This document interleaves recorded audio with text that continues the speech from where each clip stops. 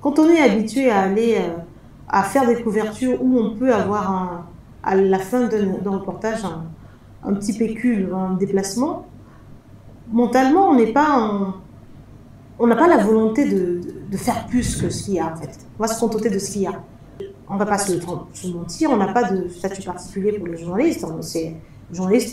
Le journalisme, il est pauvre. Enfin, le journaliste est pauvre, c'est pas un métier où on gagne de l'argent. Donc on est dans une sorte de précarité, pensez à ça, et ensuite derrière, la gratification n'y est pas.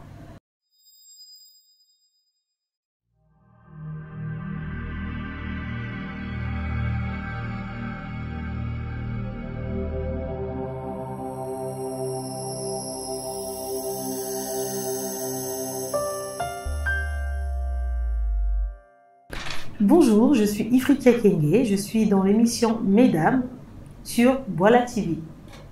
Bonjour Ifritia, bienvenue dans ce magazine d'expériences professionnelles et de vie.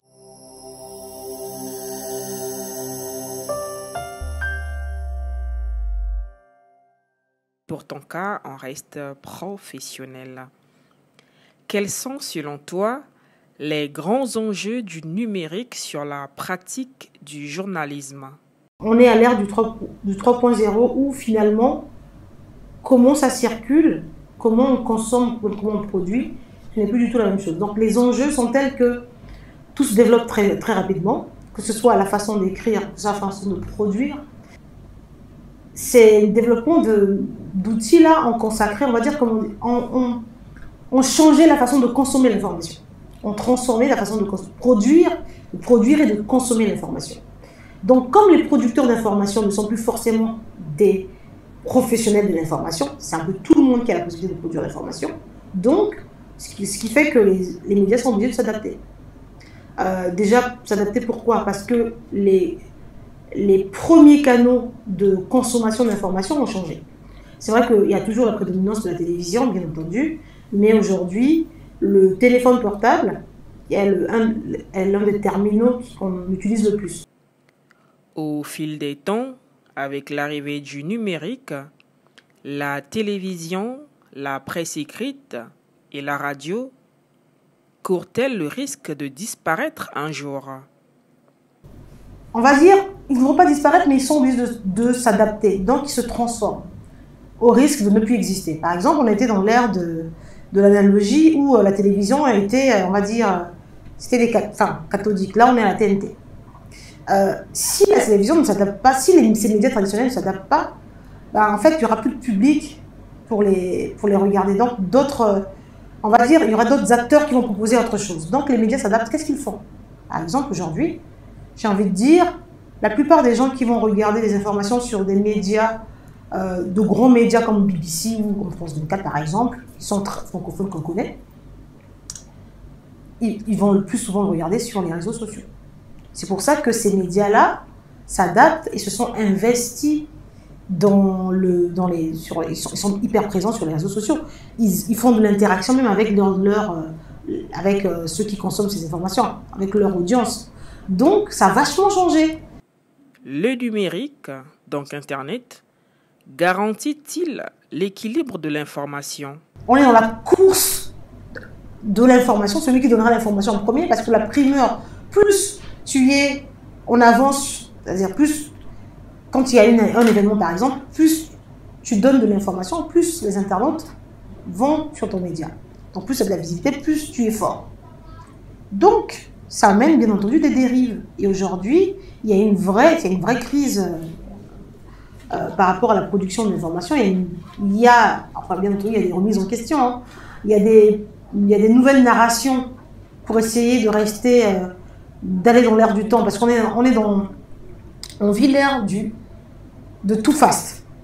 Fast life, fast food, fast news. L'information est périssable, donc on est là-dedans, mais bien entendu, ça porte. On n'a pas le temps de digérer une information qu'on va tomber sur l'autre. Et donc, pour la produire, on ne va plus. On reste un peu. On reste un peu superficiel. Mais c'est pour ça que les médias, en s'adaptant, font des formats spéciaux. Dis-nous, quels sont les méfaits du numérique sur la pratique du journalisme?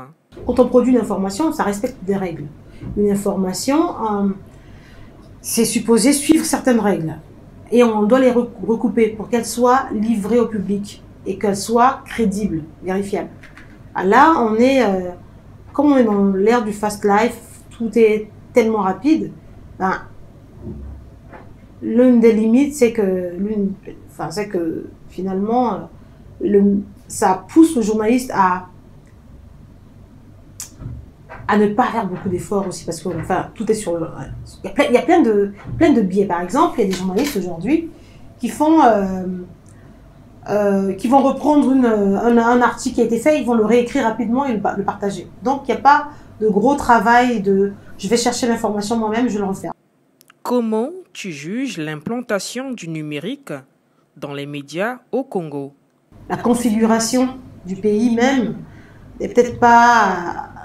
ne pousse pas à une plus grosse pluralité ou même ne pousse pas à un investissement dans ce domaine. Donc, le taux de... je ne vais pas dire le taux, plutôt les médias numériques au Congo sont encore embryonnaires, je dirais, de mon point de vue. Parce qu'en fait, c'est un peu des répliques des médias traditionnels. Donc, on va prendre un journal en ligne, on va essayer de le reprendre, on va faire un site web, reprendre les articles qu'on a fait en papier, qu'on reprend là-bas. Ça reste plus ou moins le même style d'écriture. On n'a pas de médias, par exemple, on n'a pas de pure player au Congo. Le pure player, c'est des médias comme Brut ou AG+, qui font, c'est du multimédia, donc c'est de la vidéo essentiellement. Donc, on n'a pas non plus de médias qui font spécifiquement. C'est vrai qu'il y a des personnes, il y a des journalistes, des personnes qui essaient d'investir ce type de médias-là. Mais où ils ne sont pas accompagnés parce que ça demande de l'argent, ou ils n'ont pas ils n'ont pas la connaissance pour les développer. Qu'en est-il de l'acquisition de cet outil par les journalistes congolais?